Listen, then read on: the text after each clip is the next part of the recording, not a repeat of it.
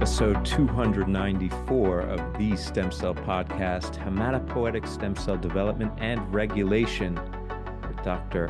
Margaret Goodell. Hello, everybody. This is Dr. Daylon James and Dr. Arun Sharma. Welcome back to the Stem Cell Podcast, where we culture knowledge in stem cell research by talking to some of the brightest minds in the field. The Stem Cell Podcast is brought to you by STEMCELL Technologies, a global biotechnology company supporting life science research and fostering communication and collaboration in science. If you're enjoying this listen, please rate us and leave a review. We're always looking for feedback on how the podcast can be improved and for suggestions on guests. Today, we have an icon, someone who I've really looked up to, and I've known about her work since I've known anything in science, Dr. Margaret Goodell. She's from Baylor College of Medicine. She's on the podcast today to talk about a lot of things. We're going to have a far-ranging conversation, but centered around her research on hematopoietic stem cells and the development of hematologic malignancy. We've also got our usual roundup of recent highlights in stem cell news that's coming right up. But first, we are less than a month away from ISSCR. We can't wait to see you in Hong Kong, where the brightest minds in stem cell research and regenerative medicine will be gathering June 11th to 14th. Check out the program and plan your meeting at isscr2025.org.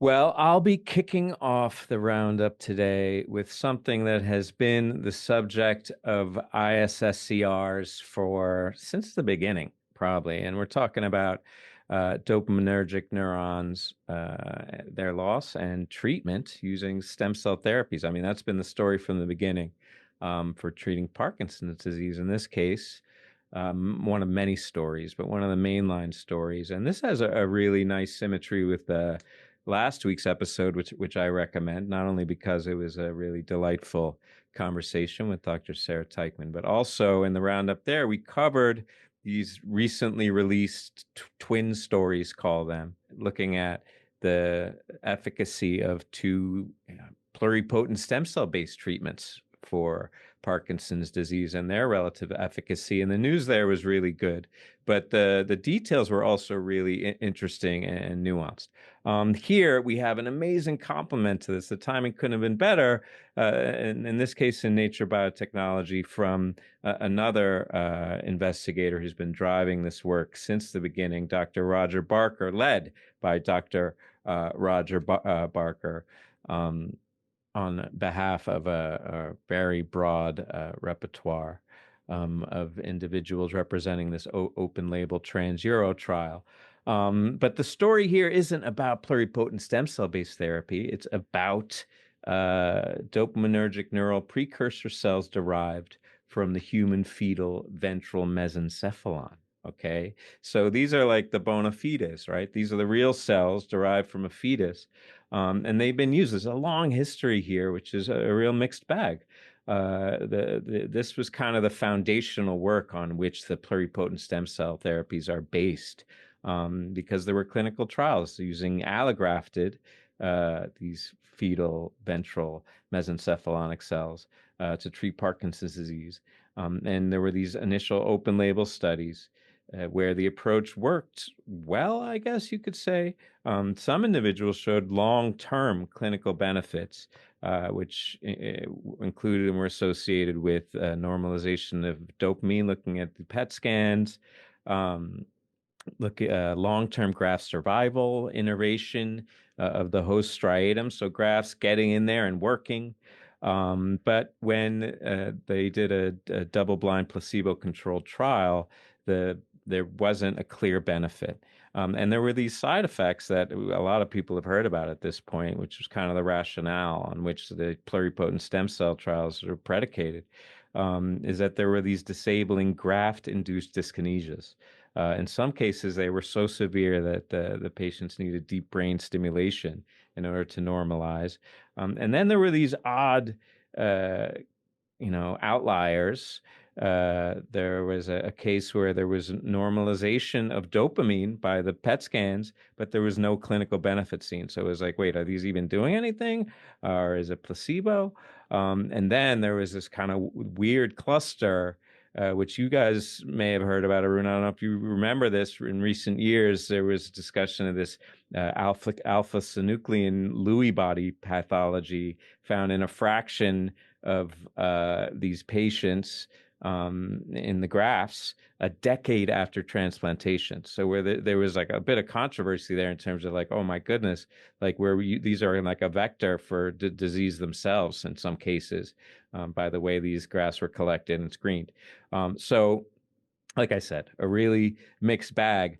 But the upside there is that there were some individuals who had a really remarkable and long-lasting improvement in the actual phenotype, the Parkinson's related motor features, right? So based on this, like, okay, let's try and unpack what this means, except now in a maybe a different paradigm of treatment and with knowledge gained in the intervening years. This trans-Euro trial, which is an open label trial led by Roger Barker in large part, a big list here. So guys should look at the paper to see the broad scope of investigators that are involved in this. But they enrolled because here's a fundamental problem with this whole approach is that there's not a lot of human fetal ventral mesencephalic tissue, right? That's the whole reason, or one of the major rationales for infinite source of pluripotent stem cells. So they were only able to get enough tissue to enroll 11 individuals, and they were grafted at 2 centers. And that's a key thing that we're going to come back to in a second. But they were used the same tissue preparation protocol, but they had different implantation devices in both these centers, right? So the upshot here is that there's no clinical benefit seen, which is the primary endpoint at 3 years after grafting. So that's kind of disappointing. But there were also no major graft-induced dyskinesias, right? So maybe we've gotten better at the transplant. But this was qualified by an observation that I think is interesting and maybe may speak to last week's episode. So maybe listen to that after this, because they did observe differences that were related to the transplant devices, the 2 devices that were used, which could have been attributed to the site. And again, fundamental limitation of the study, they didn't get enough tissue to enroll enough patients for the statistics to really weigh these differences. But it seemed like there was a more benefit clinically for the group from the one center versus the other. And given that it was the same tissue preparation, assuming, and acknowledging fundamental variability in primary tissue. But putting that aside, I think that there may be something that we noted in last week's episode about the 2 trials that were discussed, is that the Blue Rock trial seemed to do a bit better, I would say, in my qualitatively. And here, the 2 centers, you wonder if the delivery, it could be the surgeon, it could be the device, it could be other unknown unknowns related to the center or people involved. So I think that the one big takeaway here is that in addition to the fact that the sample, that there was no graft-induced dyskinesia, so I think positive. There wasn't a major clinical benefit. I should say, though, that there was improvement of dopamine uptake at 18 months in 7 of these patients. So it looked like there's like the approach works, the cells are working, but the authors here, the fundamental takeaway is the acknowledgement that we really need a stem cell source that is, controllable, standardizable if we want to do this therapy. But I think the nuance here, there's a lot of nuance here that will guide our interpretation, at least, of the results moving forward as these trials of the pluripotent stem cell based therapy, as those expand. I think it's so critical that this work is out there to maybe put aside this idea that the fetal tissue fundamentally in itself induces a graft-induced dyskinesias. I think that may be the more important biological takeaway here. Arun, what's your take? Yeah, I think a lot of things to consider here. I mean, for me, it's something that they concluded sort of at the end, or maybe one of the big pictures of this trial is that you're always limited by your sourcing when it comes to primary tissues, right? For the most part, for the cardiac side of things and the neuro side of things, I think that's definitely the case. And, that goes even one step above when you're talking about sourcing of fetal tissue. Um, there's other primary tissue types, and actually, one of my papers is going to allude to this it's not as big of an issue because you're talking about proliferative cell types like hepatocytes.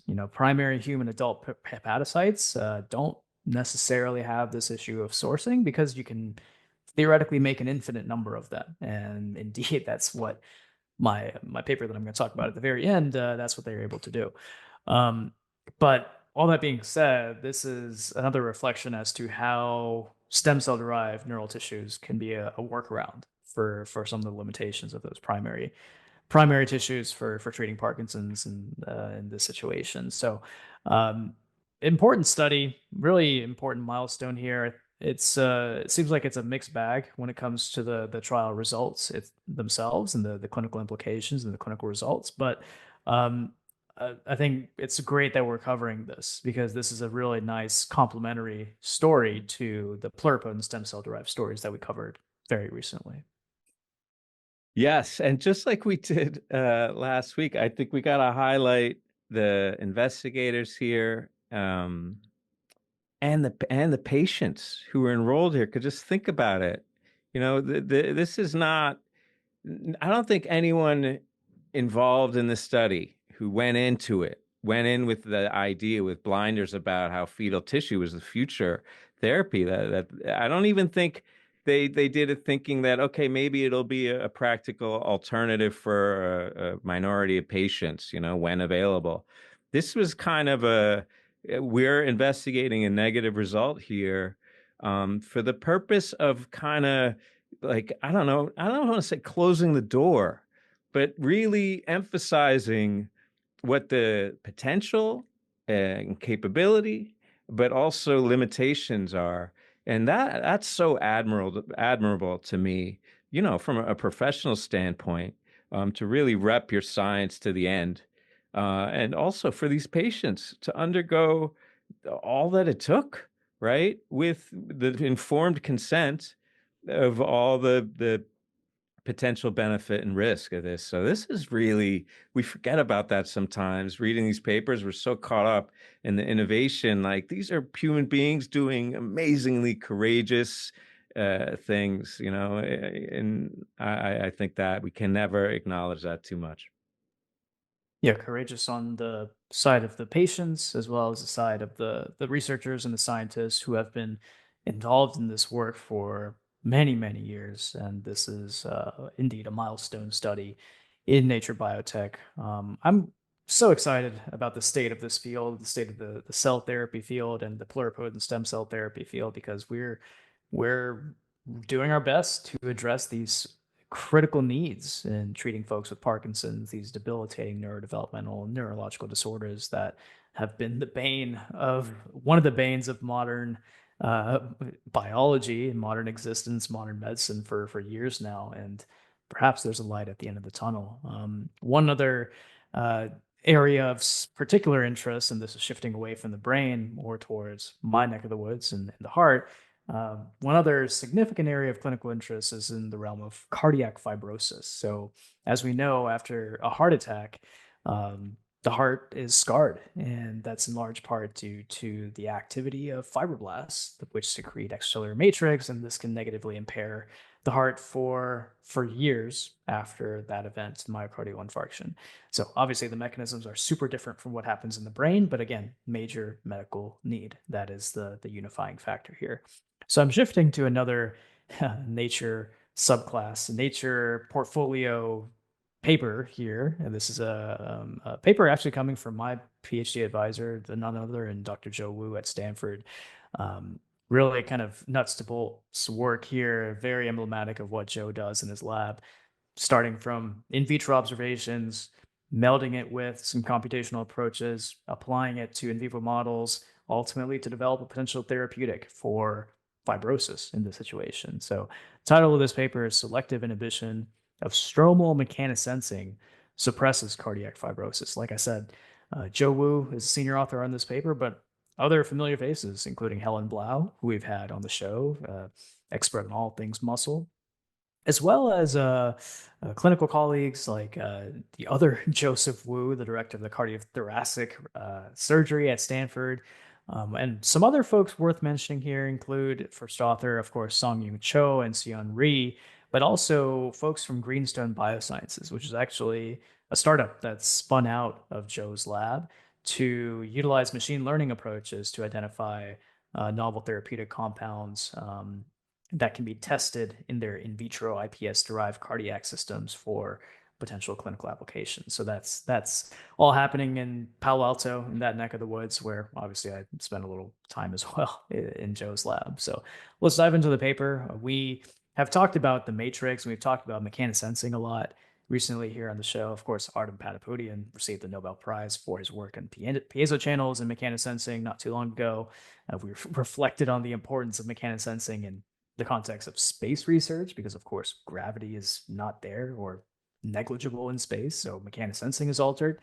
But here they're looking at the importance of mechanosensing in this process of fibrosis, and in particular how mechanosensing can modulate the activation of fibroblasts into a subtype of fibroblasts called myofibroblasts. So we know fibroblasts are really plastic. They undergo transdifferentiation from unactivated to activated myofibroblasts.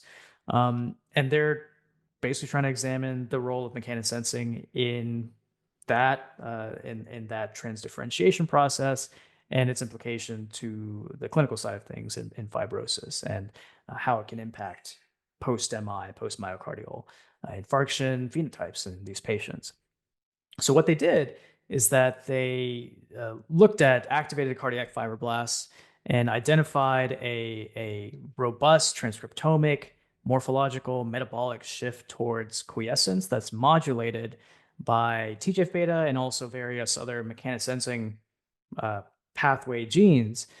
They did a meta-analysis of public human and mouse single-cell sequencing data sets, again, a deep dive into the computational side of things, and identified this one target, which is focal adhesion-associated tyrosine kinase, SRC, as what they deemed a fibroblast-enriched mechanosensor that can be targeted in stromal cells to actually mimic the effects of softening the extracellular matrix in vivo. So again, computational approaches combined with in vitro approaches to identify this one target, SRC. And then, as you might expect, and this is sort of where the Greenstone folks came into play as well, they did a drug screen to do a pharmacological inhibition, small molecule inhibition of SRC by a tyrosine kinase inhibitor. It's called saracatinib, which they also combined with TGF-beta suppression. Again, TGF-beta signaling really important for fibroblast phenotypes. So combining the dual inhibition of the SRC with TGF-beta, which was able to induce repression of key profibrotic gene programs in these fibroblasts, characterized by an inhibition of this MTRF SRF pathway, which again is not seen after treatment with either drug alone. So the combo is really important here to suppress these fibrotic phenotypes. And then they took it to another very Joe Wu element here, is something that they do a lot in the lab and some work we've actually covered recently. They tested this combinatorial treatment in fibrotic engineered heart tissues. So these are ex vivo tissues derived from pluripotent stem cells, iPS, to harbor cardiomyocytes as well as fibroblasts, and subjected that engineered heart tissue construct to this dual treatment. And they're able to show it actually alleviates contractile dysfunction in this in vitro setting. And then finally, they wrapped it up, of course, with the mouse model and showed that in the in vivo setting, this dual inhibition does the same thing in terms of improving downstream phenotypes associated with heart failure. So great mechanistic approach from Joe's lab. Really one in a vein of papers that have followed this approach, starting with the in vitro, doing the computational, validating with the in vivo and the ex vivo engineered heart constructs as well, ultimately pointing to, yeah, this one node, this SRC mediated stromal inhibition of mechanosensing, as well as combined with TGF-beta inhibition, to potentially have a unique strategy for treating cardiac fibrosis something that modulates mechanosensing. So what they called a mechanotherapeutic strategy for treating cardiac fibrosis. So, um, we're talking about, like in the last paper, unmet medical needs. This is another one. Of course, myocardial infarction, cardiovascular disease is just getting worse, and fibrosis is a big part of that. So anything that we can do to alleviate those phenotypes of fibrosis is a good thing. So shout out to Joe and team for another great effort here. Yes, a monumental lift, as you called it out, soup to nuts, um, and really impressive. As I mean, I'm not no longer surprised at this kind of workflow from the Wu Lab because, as you said, they really made this systematic approach. I don't want to say scalable because everything is one obviously so unique, um, and two, this is so much work. But I don't know, modular, maybe call it. But in terms of how there's clearly a group here where people specialize in taking apart these nodes of this greater vision. And in this case, culminating, as you said, in a therapeutic, which I think is I don't want to call it the low-hanging fruit here because, again, such a big lift and a monumental impact to it. But using our cell-based systems, not necessarily as clay, but as models for developing therapies that fit within the more traditional paradigm, at least as a bridge to that future where we're using cells as therapy. So I love this story as I love all the Wu Lab stories. I think here there is the fundamental roadblock that I think we're going to keep running up against, which is while, saracatinib is it was originally developed for cancer treatment and had promise in animal models, well tolerated by humans. I think that being the key there. It is a SRC inhibitor as well as this BCR-ABL tyrosine kinase inhibitor, and I don't think it was pursued all the way to the hilt in terms of like the potential risk of having that dual kinase inhibition action. So safety remains to be seen whether this can be applied and whether there's some off-target risk there. And more to the point there is TGF beta inhibition. I mean, saying that as though it's like and TGF beta inhibition. I mean, TGF beta is ubiquitous, right? We talk about that, and it's no coincidence that the pretty extensive trove of small molecules that we have that selectively modulate specific ALKs and other type 1, type 2 receptors within the TGF beta superfamily signaling pathway. We have a lot of candidates, but therapeutically, not so many of them are viable systemically in terms of the many compartments that they would disrupt in addition to, targeting whatever the pathology is there. So I think this is so great in terms of mechanism and showing the potential of these systems to repurpose drugs. And I think that's where we're taking it. But I think there's a little bit more work to be done here. And on the plus side, to getting a more specific definition or like molecular mechanism of the pathology so it can be more specifically targeted, maybe using maybe more sophisticated delivery mechanisms. I don't know what it's going to take, but I know that the Wu Lab's probably going to be at the lead there with the candidate that is going to be ready for prime time in at the very least, large animal and maybe primate, if not human trial.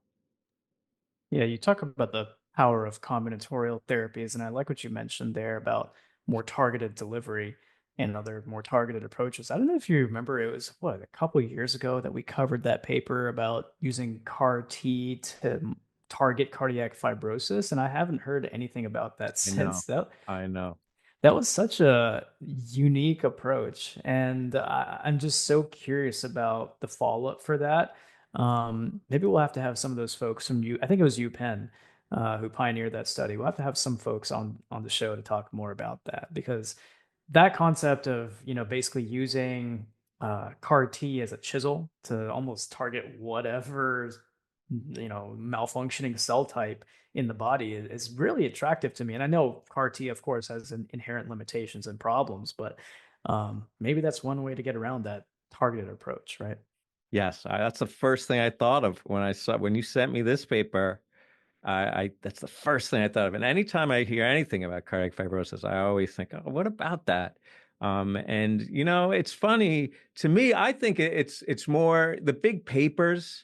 It's a wrinkle of cutting edge science is that like the big impact papers are, and I think we're guilty of covering preferentially those in the big journals. A lot of times it's like, okay, here's something that's well established for this, it's home run, B cell, lymphoma, all that. Let's see what the limits are. And then you apply it really outside the sphere. And that's what gets the headlines. And then the practical, matters kind of get in the way. And I'm sure that's part of it. But there's so much going on that is now finally maturing, as you say, in terms of delivery, as you echo, kind of the same idea is like with ASOs, antisense oligos and mod RNA. I mean, I don't have to say. So we are in this evolving landscape, and I gotta reconsider every question over again with our new therapeutics. So this is so cool, and like I said, Wu Lab is always at the point of the spear on all those fronts. Moving on. Probably cover another Wu Lab paper next week, so we don't want to give him too much time. I got a story that is about organoids here and about the brain. So taking it back to the brain here, but this is like kind of a tech story that I think really illustrates the how the control of differentiation has evolved over the decades. That's fascinating to me. So this is an old idea, right? Which is this establishment of pattern, and particularly in the brain, not just the regionality, but like cell fates are regulated by morphogen gradients, right? All development is morphogen gradients from the drop. But in the brain, it's really complicated and well studied, right? And in the case of the brain, those morphogen gradients are released from these patterning centers along the neural tube, right? And the key thing about morphogens that makes them so powerful is that the concentration dependent activation of different suites of transcription factors. And in this case, that directionality or dose over the developmental axes provides the pattern, right? And among the many morphogen gradients, here we're talking mostly about Wnt, of course. You got to talk about Wnt. It's in every story, which creates this posterior-anterior gradient in the dorsal neuroectoderm, acting in complement to retinoic acid signaling. And that specifies the forebrain, midbrain, and hindbrain, right? So front to back. And then you got the sonic hedgehog, which is this ventralizing morphogen that comes from the notochord into the ventral neural tube to induce floor plate, right? And all the resultant neural identities in that ventral region, right? So it's such a great illustration of progress, because we went from understanding this, which predates my introduction to science and developmental biology. But when I was coming up, the science was really about specifying this multitude of brain regions in these models where you would have this kind of blanket morphogen, this overriding single dose, right? So not recapitulating the many doses, but in some manners using these morphogens to get specific regions, right? You get the cortex, the hippocampus, thalamus, right? And then in turn, right, we talk about Sergio Pasca's papers every episode pretty much too. You're able to extend those organoids into assembloids, right? So it's a fine illustration of like the last 20 years of stem cell science, which is now kind of accelerating toward, I would call this the apotheosis, perhaps a little extreme, but I would say a step forward for sure, which is how do you actually model the intrinsic multidimensional how do you grow the thing rather than assembling the thing? How do you grow the thing, right? Which is a feat in itself, to have the coincidence of both posteriorizing as well as ventralizing morphogen gradients the way it happens in the actual brain, in the fetal brain in vivo, right? So this was the quest here, from Flora Vaccarino at Yale University, with an assist, I think, on the BME, on the biomedical engineering component, which will become clear in a second, from Andrei Levchenko, who also at Yale. And what they created was this, which something we've seen hinted at before, like in the ISSCR and the roundups of that during that conference. If you look back, there were a couple talks that use this kind of dual orthogonal axes type approach. But here they designed this dual orthogonal morphogen assisted patterning system. Okay, clever acronym, duo maps.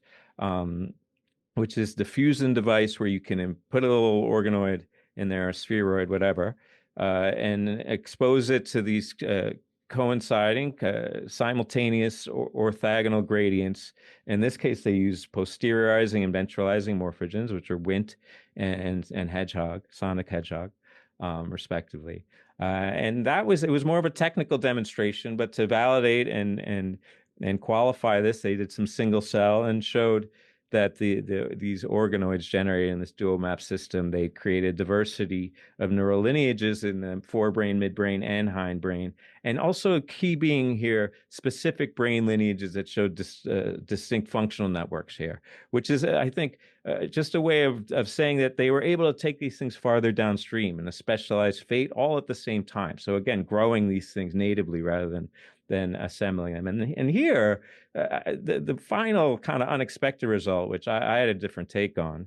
No offense to authors, and I want to emphasize that I don't have their level of sophistication, and I didn't read this as closely. So I don't want to. I invite criticism of my take here. But they had this individual and line to line variations in like how these organoids grew within this duo map system, which they attributed to, which I don't disagree with this. They attributed to like genetic and epigenetic variations.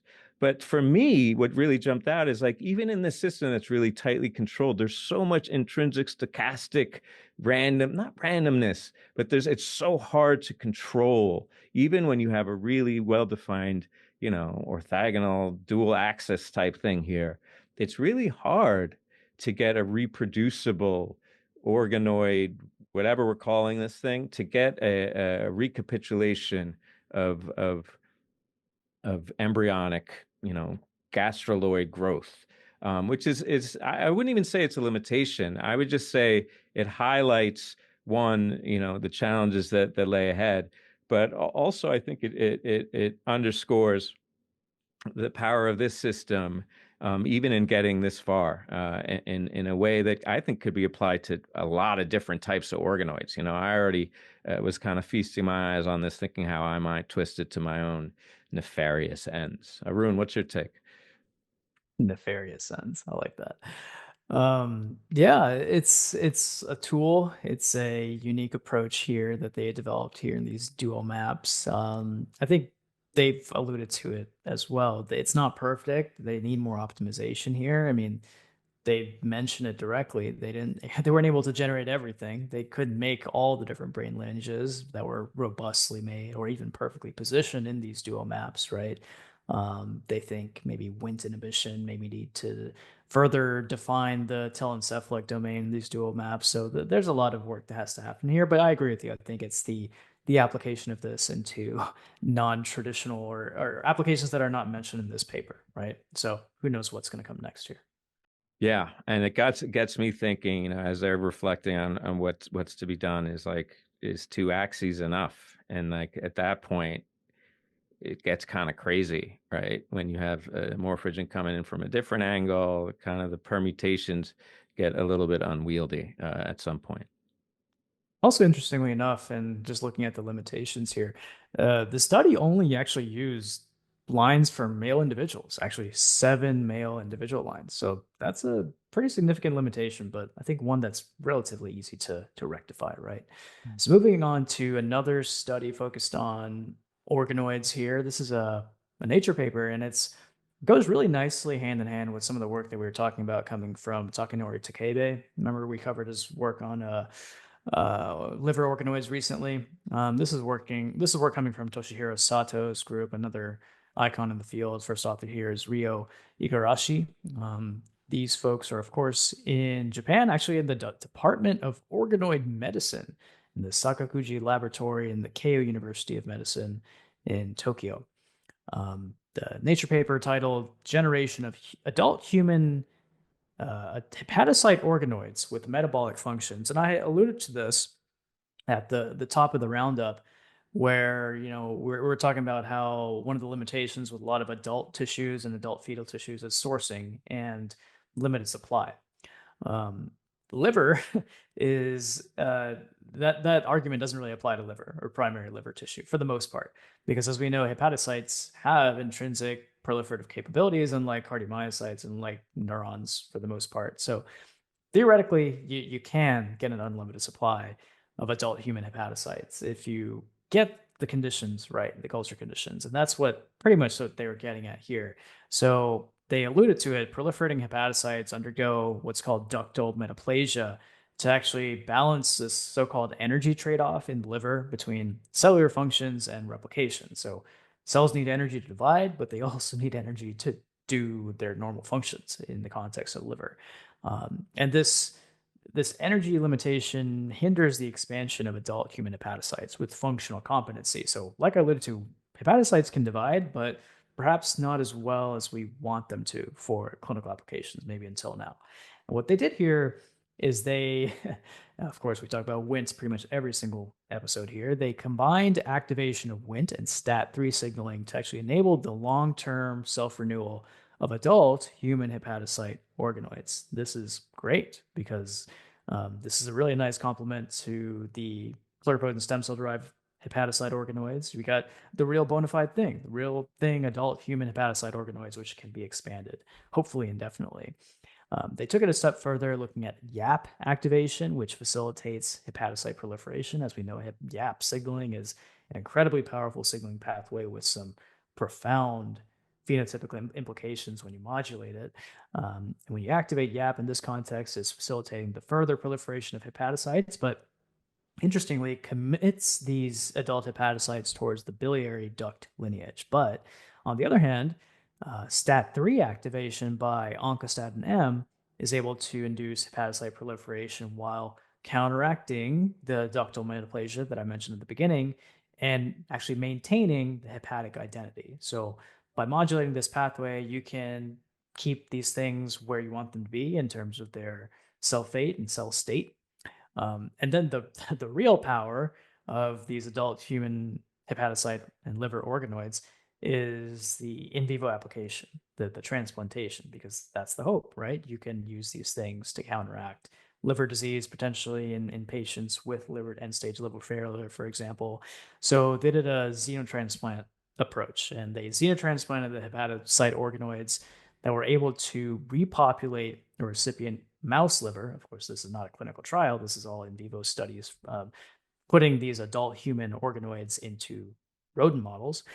But they're able to repopulate the recipient mouse liver, reconstitute the metabolic zonation structure that I alluded to. And then when they further modulated the organoids in the mouse, upon niche factor removal and hormone supplementation, these hepatocyte organoids were able to form what they called cord-like structures with biocanicular networks. And importantly, they're doing what they should be doing. They're exhibiting major liver metabolic functions comparable to those of the native mouse architecture, the in vivo hepatocytes that they allude to. So they're on par with the real deal. And they're human, of course, they're adult human hepatocytes. So these are, I think this is a really powerful tool for expansion and maintenance of these adult human hepatocyte organoids. They're also amenable to gene editing, of course, because they're highly proliferative, which prompts functional modeling of different liver diseases in vitro. So you got the in vitro modeling applications, and as well as the in vivo clinical potential applications. So really promising culture system here. I can understand why it's highly profiled in Nature, because if you're able to maintain adult human hepatocyte organoids indefinitely, the sky's the limit here, I think. Yeah, this is such a cool piece of work. Putting aside the amazing clinical implications, just the process is so uh, well developed.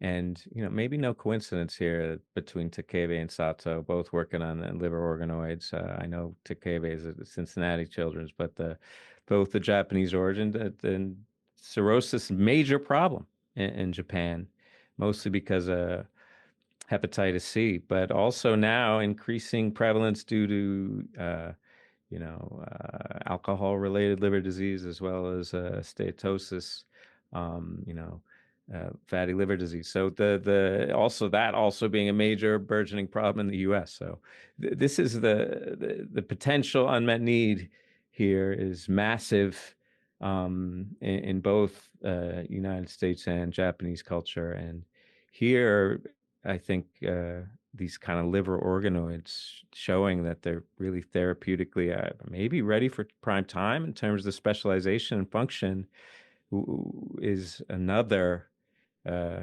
clear demonstrative example of how these cell therapies are really um, coming to this apex. So it's such an exciting time to be doing it, Arun.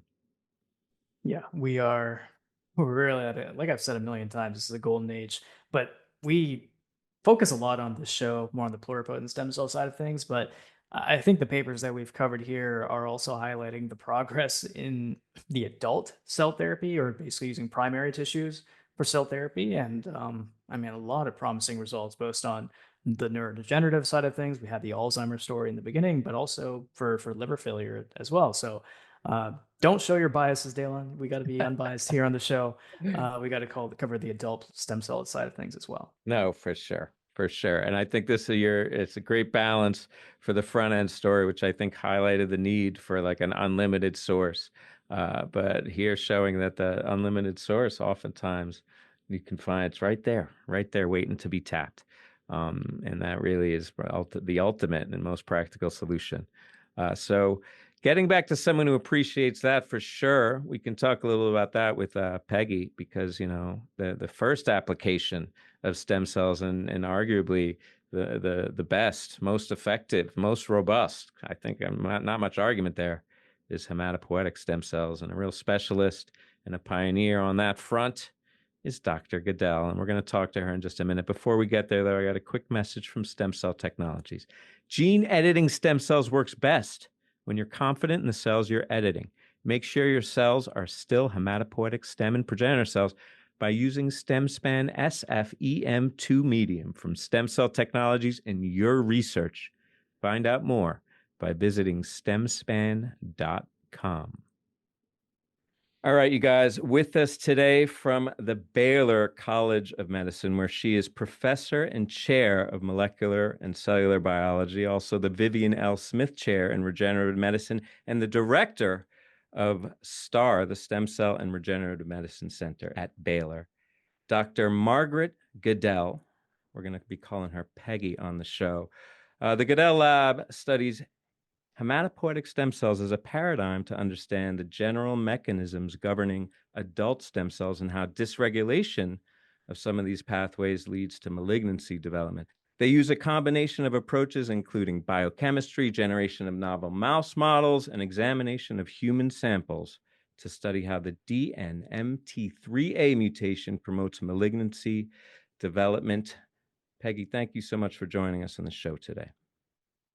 My pleasure to be here. Thank you for inviting me.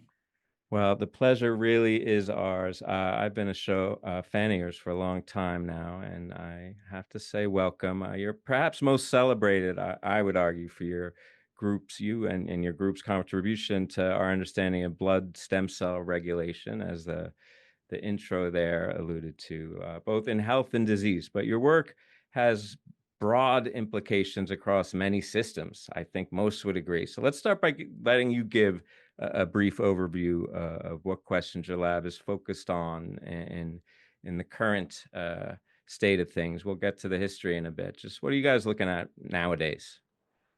Good. Well, the foundation of my lab is still the hematopoietic stem cell and how it functions, and what goes right and wrong when stem cells divide and develop into differentiated cells. And I still have people working on basic stem cell biology questions. We've become much more interested in malignancy development because some of the genes that we found in normal stem cell biology turned out to be really important in AML in particular, but also other malignancies. And some of those studies have brought us into more developmental biology questions as well. And we work on aging. So we kind of run the gamut right now. I sort of feel I'm a bit too diverse in what we're thinking about in the lab, but it's fun. Yeah, a little bit of everything there. One thing I did want to touch on, and maybe it's something that you're working on as well, is this, topic of CHIP, clonal hematopoiesis of indeterminate potential. I mean, it's become such a hot topic in the hematopoietic stem cell field, and particularly how it relates to some of these things, like you alluded to, aging, inflammation, predisposition to different malignancies, cardiovascular disease, which is what I study. I mean, your work, like you mentioned, has provided such important insights into stem cell behavior and aging in particular, and other aspects of the biology as well. Could you share your perspective on CHIP, the biological underpinnings of, clonal hematopoiesis of indeterminate potential? Is it more like a marker of dysfunction, or do you think it could be adaptive? And where do you think the field needs to go next to better understand the mechanisms of CHIP? And, one thing that some people are really interested in is its clinical relevance. So talk a little bit more about CHIP. Sure, I would love to. It's a topic that I'm absolutely captivated by. And I will say that about 10 years ago, when it was first discovered, nobody had any inkling, I think, that this was going on. And it was really a revolution in the blood field. I'll say, just for a little bit of historical perspective, I feel like I kind of stumbled into it because we were working on this gene, DNMT3A, that Dalen mentioned, or DNA methyltransferase 3A. And we discovered a role for it in normal stem cell biology. And then it turned out somebody published that it was also mutated in leukemia. And then it turned out to be the most commonly mutated gene in clonal hematopoiesis by far. And so I was just incredibly fortunate to have already developed some mouse models and already be studying the role of it in blood cell development. And so I just threw myself into this new area, really excited by the implications. And I think we are only beginning to understand the implications. It's really the tip of the iceberg, I think. I'll just go on a little bit more about the general aspects first. I think that, CHIP was really the first part of this whole concept of somatic mutation, somatic evolution, that's also really important, has much broader implications than CHIP itself. We can come back to that later. But obviously, what's going on in CHIP is just a great example. It's very easy to see, but this phenomenon is going on in other tissues as well, where mutations are accumulating all the time, and that's affecting the clonal composition of those tissues and probably the function, although that's something we have yet to discover. Coming back to the blood, the evolution of the cells in the blood and what we now know is happening in older human adults is just crazy if you think about it. I mean, when you're young, you've got, maybe over 1,000 stem cells contributing to your blood at any given time. But then while you're older, it could be a handful, a dozen or so, with a couple of very large clones that are contributing to most of your blood production. And that just has a lot of implications for blood production and blood function. But as you all alluded to, it's been implicated in all these other aging-associated diseases as well. And again, we're at the beginning of understanding that. You can make a list of all the diseases now that CHIP may impact. We still don't really understand how. Is it the variant cells that then infiltrate those tissues, and the variant cells are maybe inflammatory, and they're contributing to the inflammatory environment in those tissues, and therefore contributing to aberrant function? There are lots of ideas. There's a good amount of data, but I think we're really only at the beginning of that. Hmm. Yeah, there's so much in that answer for me. And the way you answered it, because I mean, you kind of talk about how you maybe backed into your studies of CHIP because you were already studying this gene. But I would argue, like most things in science, these things happen because there's a connection there, right? That because DNMT3A had a big role in hematopoiesis, of course, yeah, it's going to have a big role maybe in some kind of the pathogenesis as well. And similarly, when you talk about CHIP, like, yes, maybe it's most manifest or clear or discernible in the hematopoietic compartment. But as you said, the implications of CHIP to not just like how our body ages, but I always think about just like any cell-based therapy where we talk about growing cells in a dish. Like, what about any kind of like clonal events that have intermediate potential? Like, it's something that has impact across the board, is what I'm saying. And I think it's well suited to your sensibility, given your history as a scientist. You know, I'm a big fanboy of hematopoiesis, as anyone who listens to the show could tell you. Particularly, I would say, focus mostly on developmental hemogenesis. But over the years, as many hematologists or people with enthusiasm like mine will tell you, that you go down every rabbit hole, right? And in that time, I've come to appreciate your seminal observation of the so-called side population. I mean, again, talking about something that is really maybe just like at first, you're like, okay, here's a tool, right? But then there's all the ways it's applied, and there's all the biology in the actual observation, right? And then there's the impact. It just becomes something that we all take for granted. You know, everyone talks about the side population as though it's something intrinsic to hematopoiesis, but it all comes from that seminal observation. For me, it's kind of this platonic ideal of scientific insight and advance, right? It's technical, but it's also conceptual, and it propels a whole scientific generation's worth of experiments. So I put a little glow on you there. Forgive me, but I am a fan. But can you talk us through a little bit like that experience and how it came about, and maybe weigh in on what you think is the most important extension of that observation and the work related to it? Gosh, that's such a fun question. There's so much wrapped up in that. You know, in science, even with a relatively long career, I think you hope to make a lot of, discoveries, and your work you hope your work is impactful. But I think in most people's career, there's only like a handful of times when you feel like you have that epiphany, you've really discovered something, and like the light bulb kind of goes off. And for me, the side population really was one of those things. So I'll just tell you a little bit about that. Mm. I was a postdoc, and I was trying to sort what we thought were pure stem cells in those days, which now we would call them progenitors, just like KIT, lineage negative, KIT positive, SCA1 positive. And there was a paper published that was like pure. So I was trying to identify stem cells that were cycling versus not cycling, so we could do gene transfer into the cycling subset.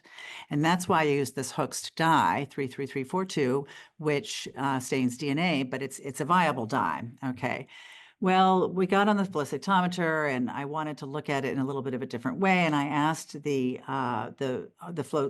friend of mine who was operating the flow cytometer, Stuart Connor, whether we could look at propitium iodide at the same time. And we didn't have like 5 laser cytometers like people have today, and like 50, we didn't have spectral flow cytometry and all that kind of cool stuff. So he set it up in a different way so that the dye was excited by the UV laser, and you could see PI at the same time as the Hoechst blue. And then boom, we saw this really unusual profile that we didn't understand. And I like to say, they say that serendipity favors the prepared mind, but I like to say it favors the unprepared mind, because I was kind of new to flow cytometry. I didn't really know what I was doing, and I was like, what the heck is this? And then I just kind of dug in, and I stained the cells with lots of different antibodies, and then I would spend late nights analyzing the data, moving the gates around, trying to understand what was what and what was co-staining. And finally, one night, late at night, I moved the little box right over this little cosmic dust that was sticking out on the side. And I realized when I did that, all of those cells had all of the markers of stem cells, and that there had to be something unique about that. Mm. So it was just kind of curiosity, randomness, and then follow through. Mm. And I think that's the big thing too, right? You kind of have to realize that something is interesting and then follow it through. And so then the next day I went back in there, and we sorted out that population and transplanted it into mice. And that's when we found that it really did contain, 90% of the stem cell activity after transplant. And the rest of the population had virtually none of the stem cell activity. So it was really clean. And so for those people on your podcast or listening who don't know about it, you'd have to go and see the original images, or maybe you can put one up on the podcast somewhere. But it's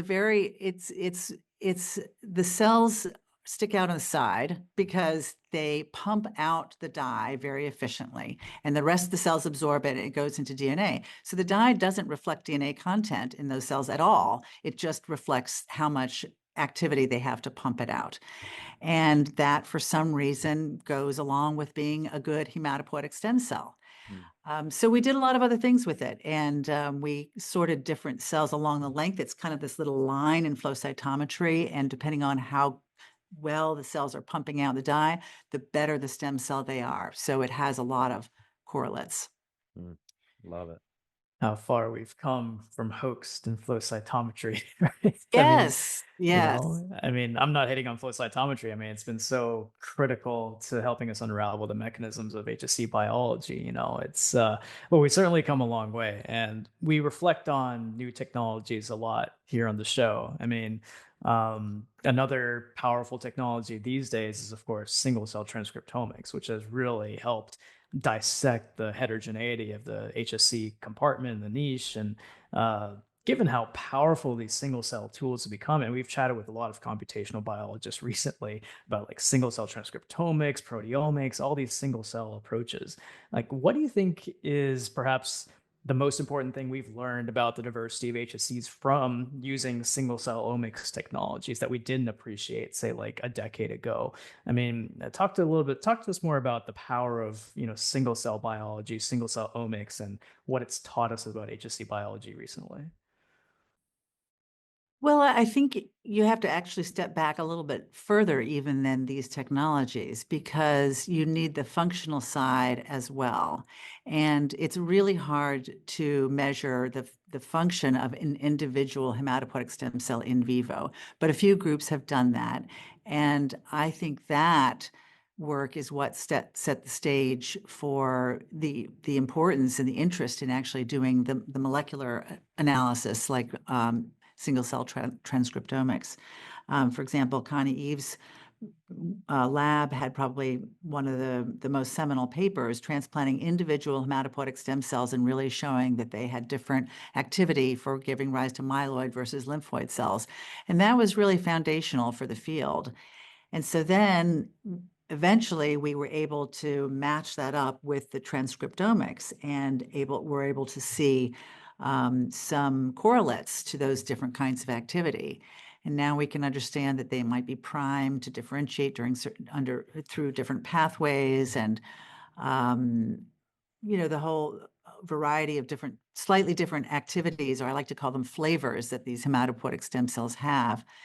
And really coming to this new concept, I think that rather than this kind of monolithic stem cell population, then instead it's this whole collective, if you will, and the different stem cells will do different things at different times, and they all maybe have kind of the overlapping capacity. But if one is available that's really sort of semi-specialized in that job, it's going to do that job, whether it's making platelets or making lymphoid cells and so on.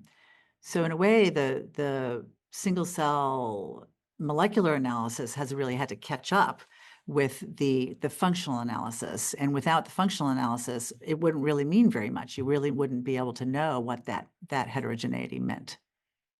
What another great answer, because I was just thinking as you're describing the application of single cell, hematopoiesis that's like really what uniquely defines it as an experimental system, right? Is a hematopoietic reconstitution, which it is in a league of its own in terms of the biological insight you can glean from that uniquely in that system. I mean, there's other correlates I think that have grown out of hematopoietic reconstitution experiments, like in muscle and everything. I think it all started with those initial observations. So it's a great insight there that the single cell field is catching up, but also, as you described, really lending a lot more granular understanding about that whole spectrum, which I think is really a revolution in thinking. And we've always thought, I mean, I'm sure you can picture the same exact dendrogram that I'm picturing, with the HSC going down to all the derivatives. It's kind of drilled into all of us developmental hematologists, but that's been refined for sure. by single cell. And for me, I mean, I mentioned earlier, I'm really an enthusiast about the developmental side of things, and I've lamented on this show and to anyone who will listen about my failed efforts to generate a true hematopoietic stem cell from pluripotent cells. But in the meanwhile, since I tried decades ago and failed, a lot of progress has been made, right? Perhaps most notably by Elefante and Ing, who we just had on the show to talk about their, what a great, if you're going to listen, you did betray that you have not listened to the podcast before joining us today. So if you're going to listen to one, listen to that, Peggy, because that's a great show for just their journey toward generating engraftable HSCs. But there's still a lot of questions left outstanding. One of those is how to maintain stemness and self-renewal of a pluripotent cell-derived or adult hematopoietic cell. And I imagine you have a lot of insight into the adult side of that, if not the pluripotent. You had a story a couple years back about the role of, again, DNMT3A in splicing in stemness. Could you talk about where we are with enforcing self-renewal of a stem cell? I know it's a big ask, but just your thoughts about it, and maybe what the biggest obstacles are to getting there. The holy grail, so to speak. That I mean, a lot of people have SR1. There's all these different compounds that have been envisioned and developed, but I think we're still falling a bit short. Do you think is there a fundamental obstacle there, or do you think that we're getting somewhere, or we're getting close?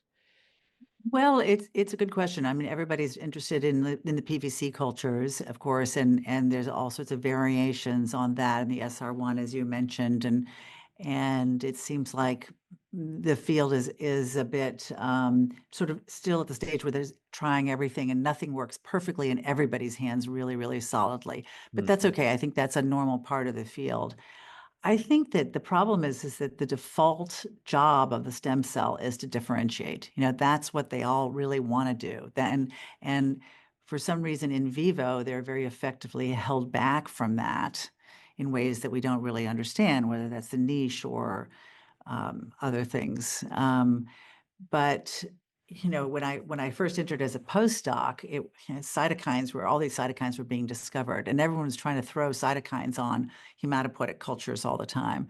And they were always hoping that they would make them grow indefinitely. Like IL-3 was this magic interleukin that was supposed to make them grow, but eventually they all differentiated. And it's just like all of those cytokines really, their role is to cause differentiation in some way or another. And so it took like another 30 years really for some sort of combination to work where you could grow them a little bit without making them differentiate. I don't know what the long-term solution is going to be. We'll probably find something. I mean, you can obviously, for ES cells and IPS cells, you really can make them grow indefinitely. So I think that we'll find that magic potion for HSCs, and we're certainly a lot closer now than we were 10 years ago for that. Yeah, I think the progress has been really, really impressive, and I echo Daylon. And if you got to pick one episode to listen to, I would definitely listen to that one with Dr. Elefante and Dr. Eng. One thing that we're also getting at and starting to figure out a lot more over the last 10 years is the role of the niche, and we talk about this a lot here on the show as well, the importance of the stem cell niche and in stem cell development, differentiation, maintenance, so on. It's so critical, right? But our understanding of its cellular components in the niche, the regulatory signals, just keeps on evolving and has really rapidly. We've been figuring this out more over the last few years. So, in your view, how have these recent discoveries in the niche and niche biology changed the way we think about HSC microenvironment, and in particular, in terms of its dynamic signaling, spatial organization, or maybe in other contexts like systemic influences like inflammation, metabolism? And what are some of the other key questions that the stem cell niche field needs to figure out in order to really translate this cutting edge niche biology into strategies for the stuff we're talking about, like enhancing stem cell maintenance or even engraftment recovery after injury? So talk a little bit more about the importance of the niche when it comes to HSC biology. The niche is really interesting. I've tried to stay out of it a little bit in terms of the details and not really work directly on it because it's a relatively crowded field. I mean, for good reason, but there's a lot of really amazing scientists working on it, and I wasn't sure I could add a lot more. I think there's obviously multiple components. There are the cell-cell interactions, and perhaps those are the most important for really controlling what a stem cell is going to do. But there are also all the systemic components, and that's something I'm usually thinking more about. You may know that my lab's also been interested in the role of interferons in activating stem cells, for example. That was a study that came directly out of originally just the side population, and we were looking at the side population after things like 5-fluorouracil treatment, a chemotherapeutic agent, what happens when the stem cells are activated. And we saw these genes being upregulated, and they were interferon responsive genes. And this was sort of like a comment in the paper when we first submitted the paper, and the reviewers said, well, there must be something wrong here. You must have an infection in your animal house, because why would interferon responsive genes be becoming upregulated in your hematopoietic stem cells when you activate them? And well, it's one of those things, you're annoyed with the reviewers, but it does make you go back and scratch your head and say, yeah, maybe this is actually more interesting than I thought. And so then we started studying some of those genes and trying to understand whether it really was an interferon response. And if so, were they responding directly to interferons? And what did that mean for the stem cells and their differentiation capacity and all of that? So that was really the beginning for us of thinking about how hematopoietic stem cells, we don't really think of them as part of the immune system, but they really are. They're the foundation of the immune system. And we realize there's a direct connection between having an immune response to activating those stem cells so that they would go down and do their job, making other cells. So that, I think that's a long-winded answer about the niche, but I have always been more interested in the sort of systemic aspects of the niche and how, let's say, global events, an injury or an infection or stress might affect the activation of the stem cells in a very localized way, but starting from a very global way. I like your play on the niche field. It is crowded. It is another descriptor there would be pretty heated. Sometimes it's some very closely held beliefs, because sometimes they feel it's mutually exclusive. But I feel like all the niche components contribute, and it's so much more complicated, right? Everything is so much more complicated than our puny brains can wrap around. But I'll add one more funny thing to that too, is, the DNMT3A, we talked about that earlier.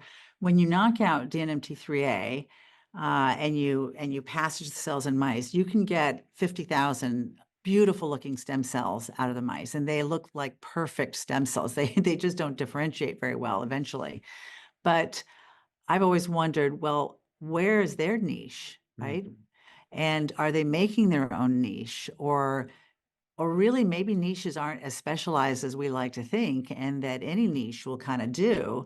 If you are a good stem cell, you kind of find your own niche and you sit there. So I think, people who are studying the niche are often really looking at those components. But if you look at it like the specific components that the stem cells are interacting with, but if you could perturb stem cell numbers more, like in the case of the DNMT3A that accumulates all these stem cells, what does the niche look like then? And how does that compare? Might be an interesting question.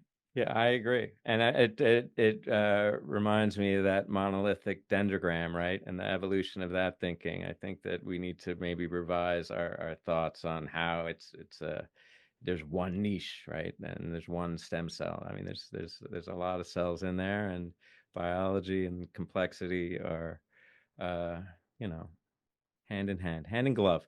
And you've had the career to see how everything that has a front has a back. I mean, you've been through it. We talked about your seminal discoveries and how one thing leads to another. And I think that really gives a different perspective.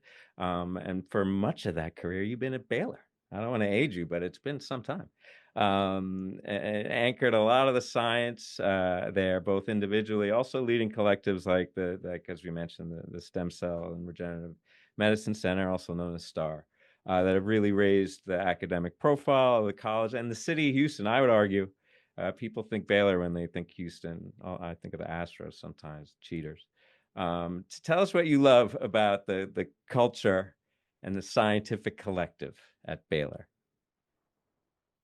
Oh, that's a good question. I recruit a lot of people, both to my lab and to the department, and so I'm always trying to sell them on the environment. Um, we have a little bit of a pioneer mentality out here in Texas, where people realize that we're not the coasts, and everybody seems to always have you think the center of the universe is the East Coast or the West Coast, but there's just a lot of good stuff here. And what I like about Baylor is Baylor itself is super supportive of young faculty.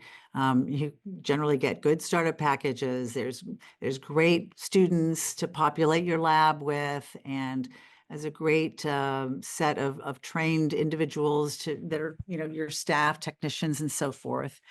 And colleagues with that pioneer mentality are generally incredibly happy to help and collaborate. And not just at Baylor, but across the street is MD Anderson, one of the biggest cancer centers in the whole world.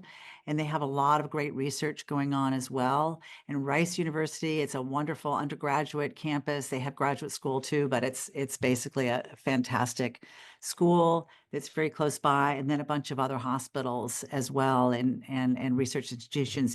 Texas A&M has a good research unit here, all within like 5 or 10 minutes walk. And people are just really, really happy to help and interact. And one story I like to give also is when I started working on DNMT3A, I mean, it was just a gene that was on a microarray. That was before RNA sequencing. It was on a microarray, and my 2 postdocs said, "This looks like an interesting one. We should work on it." And somebody else had the knockout mice at Baylor. And so then it had this really amazing functional result. And I was like, DNA methylation. Well, I don't know anything about this. And epigenetics. Oh my gosh, what is that? But MD Anderson had a really good epigenetics program. And in fact, there was one investigator, Jean-Pierre Issa, who knew a lot about DNA methylation and had a really cool little DNA methylation assay that you could do to see whether methylation changed. And he didn't know me from anybody, but I called him up and went over there, and he helped me understand what the right questions were and what I should be looking for, and then helped me do this methylation assay that we ended up putting in the first paper that showed, in fact, when you knocked out DNMT3A, you could get DNA methylation changes. And that just kind of encapsulates the kind of experience that I've had here with people willing to collaborate when nothing's seems to be necessarily in it for them, but it sounds like an interesting project and it turns out to be great. So that's one of the things that's really kept me here. There's a lot of depth and breadth of expertise in the medical center, and anytime I need a new piece of equipment, somebody else already has it somewhere, and they're usually willing to let me have access to it. And the trainees are fantastic, and it's a big city. It's the 4th largest city in the country, and it's incredibly diverse. And there's like a big Norwegian population here, for example. There's a big Vietnamese population here. And there's all these historical reasons that there are people from all over the world here. And so a lot of people like to come and live here because of that. It's not expensive. It's easy to live here, much less complicated than a lot of cities. So people end up thinking they might come for a few years, and then they kind of get stuck, because when you look at the whole package, the quality of the science, the cost of living, the lifestyle, the fun things to do in Houston, it's a very funky city. People end up staying. So there you go. Great sell. Yeah, and you can't argue with the food either. I'm a big fan of Texas barbecue, and there's quite a good amount of good stuff down there in Houston. I mean, as somebody from the middle of the country, I agree with you. There's great science happening everywhere, not just East Coast, West Coast, even though now I do live on the West Coast and Dalen's on the East Coast. But yeah, there's so much going for you down there in Houston. Texas Medical Center is one of the largest, if not the largest in the country, just all those institutions that you named. So well supported, well funded, huge number of trainees. And one other thing, of course, is Houston's the heart of the space program. And as somebody who does a lot of work with the space program, I actually end up spending a lot of time there, visiting Johnson Space Center, and just a really cool place. And I know Baylor has a very strong history with Johnson as well. So let's look back a little bit. I mean, you've had such a remarkable career at the forefront of hematopoietic stem cell research, and over the years, you've seen the field go through these multiple transformational shifts, right? From those early models of the stem cell hierarchies, which we were using flow cytometry to figure out, to the more recent integration of epigenomics, single cell technologies, like we alluded to, systems biology. So, looking back, how has your own scientific perspective evolved, I guess, alongside these changes? Were there any like really pivotal moments or findings or paradigm shifts that really fundamentally changed how you think about these cells and their regulation? And I guess the other thing is, since you've mentored so many scientists and have helped shape the direction of the field, how do you view the current landscape of the field and how things are going right now in stem cell biology and HSC biology? I mean, are we asking better questions now, or is that just because we have better tools? So tell us about your journey. Interesting questions. I mean, I guess I'll address the second question first. I do think there is a tendency for us to ask the same questions again and again using new technology. And I'm not sure that's always the most fruitful. And sometimes I feel like the field ends up splitting hairs more and more and not really trying to look at the biggest picture questions. And there's still a lot to do, but there's a lot of science out there, a lot of scientists out there, and I always try to urge my trainees when they're going out there to, really think about the big questions and not get dragged down by the minutia. It's important for funding, it's important for publications, and for the way that the field moves forward. Having said that, I do think there's lots of great questions out there. And I alluded to what I think is probably the biggest transformation in the field, which is the discovery of clonal hematopoiesis. And again, I sort of mentioned, this idea that you could go from your blood being made constantly from thousands of stem cells to then a few handfuls of stem cells when you're older. That's just not something that I ever imagined. I just kind of thought all your stem cells are kind of the same. And I mean, 20, 30 years ago, when I sat at my lab, I would have said, oh, you have your pool of stem cells. They're all the same at the beginning. They're kind of the same at the end. Maybe they've got a few epigenetic changes from aging. And if you're using 1,000 to make the blood when you're young, you're probably using 1,000 to make the blood when you're old. And just that, it seems sort of silly in retrospect to think that it would be so constant, but that's really the view that everybody had. And so now to think that there's a diversity of stem cells, and B, that you actually lose this massive diversity when you're older, and you can end up relying on, a couple of clones in some cases, really, really transformed my view. And that's why I think it's like so fascinating to think about. When the first papers came out on clonal hematopoiesis, and there was a list of about whatever 10 or 15 genes that were repeatedly, mutated to find that to cause the emergence of these clones. Well, I was happy to see that my favorite gene was on the top, right? That was DNMT3A, as we mentioned. And then some people had already published on TET2, and ASXL1 was around, but there were a bunch of genes in there nobody in the blood field had ever thought about, right? PPM1D, for example, right? I looked at this one and I thought, what is that? And then I looked that up and I realized somebody else at Baylor was already working on that gene. It was called WIP1. It had a different name because it controlled P53. And so I thought, well, this is really interesting. Nobody's going to be working on this because nobody in the blood field has ever thought about PPM1D. And I have a friend down the hall who works on it. So we started working on that, and that led to a really super fun project. We've had several papers now on PPM1D, and there are other people in the field that are working on it now as well. And so that's been really great. But then there's another 20 or so genes in there, only half of which people are actually working on, and it's kind of like clonal hematopoiesis, the emergence of it is like having done a massive CRISPR screen on the human population to see what genes are important in self-renewal, right? And then you wait for whatever, 50 years, 100 years, and 20 genes pop out, right? This is like a giant dropout screen. And, 20 genes or so are controlling stem cell self-renewal and survival, in people over time. And so anyway, I looked at this list of, there were only 10 or so genes at the time, and I thought, wow, there is some amazing stem cell biology in here that nobody in the field has ever thought about because they didn't have this genetic information. All these genes that were not on anybody's radar.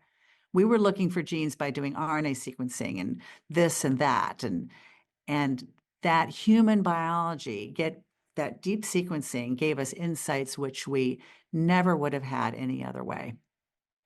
Yeah. I mean, sometimes we like to emphasize the tech on the show, I think, because it kind of makes you revisit old questions, which I think you're right. It can be kind of recursive and boring, for lack of a better word. But as you just described, there's some ways where you get something new, you get a new kernel. And what I loved about that answer most of all is that you're someone who's made a seminal insight. You've got that in your bag.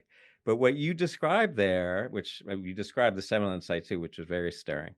And an inspiration. But I don't think a lot of scientists, particularly trainees, could have had that experience because they haven't seen they don't have the long view. But I think everyone could describe what you described there, the percolation of an idea, right, where you see a path. And sometimes it doesn't work out, but that's almost every, if you wouldn't do the experiment if you didn't have a hypothesis there that you thought was exciting and worth testing. So I like that you still are stirred in the more, I don't want to call it mundane science because it's still pretty impactful, but I mean it's not like Lasker Nobel side population level stuff perhaps, but it's still such a thrill, right, for the idea to percolate, to see a path. And I've felt that, so I feel a little bit like I'm doing a little Peggy Goodell Jr. thing over here, and I'm excited about my day. Before we let you go, though, because you've already been an inspiration to I think everyone who's listened at every level, but a little extra, which I know you're unprepared for this. We're going to ask you a couple kind of peripheral questions here. I think it's appropriate because it's a mind bender to me. If you hadn't found the side population, would someone else have done it? Like that's one of those things you think about big discoveries. That's not the question. But the question is, I always think that about big discoveries. Like, would someone else have come around to it? Maybe never. Think how that would change the landscape.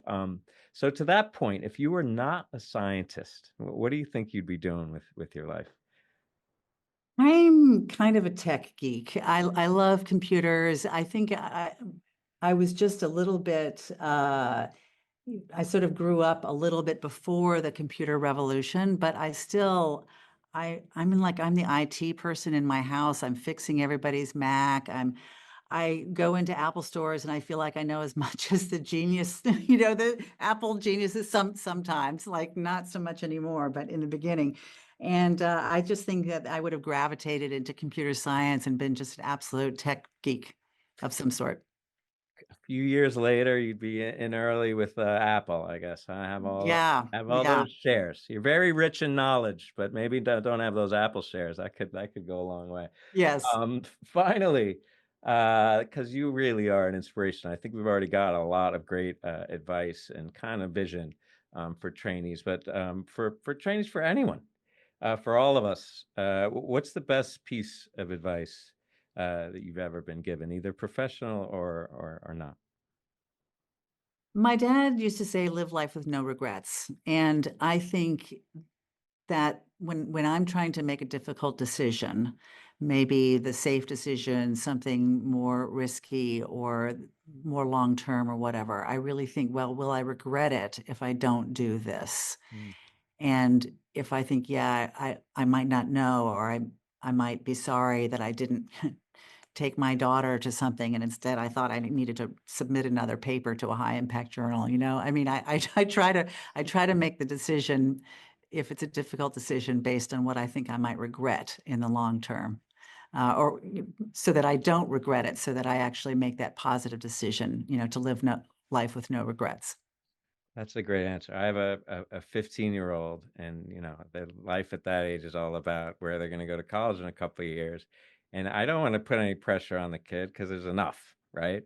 But that's the one thing is that I try to emphasize is that the thing you want least is to think back on what you could have done different. You know what I mean? And Right. I think that the definition of a happy life, I think, at least speaking for myself, is that I really love doing this work, and I love talking about it with people like you. So chalk up a couple non-regrets for me there for a start. And thank you so much again, getting back to this conversation, for sharing with us. This has been such a fun one. I think we all learned a lot, and we appreciate not just sharing with us today, but all your contributions over the many years that you've been carrying us through our hematopoietic journey. Thank you so much.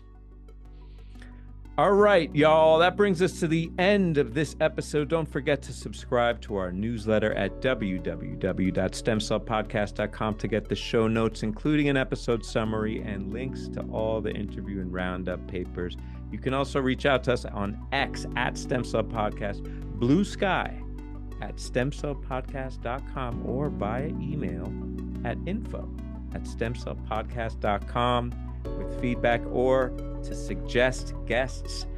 With Arun Sharma, I'm Daylon James from the STEMCELL Podcast. Thank you guys so much for listening.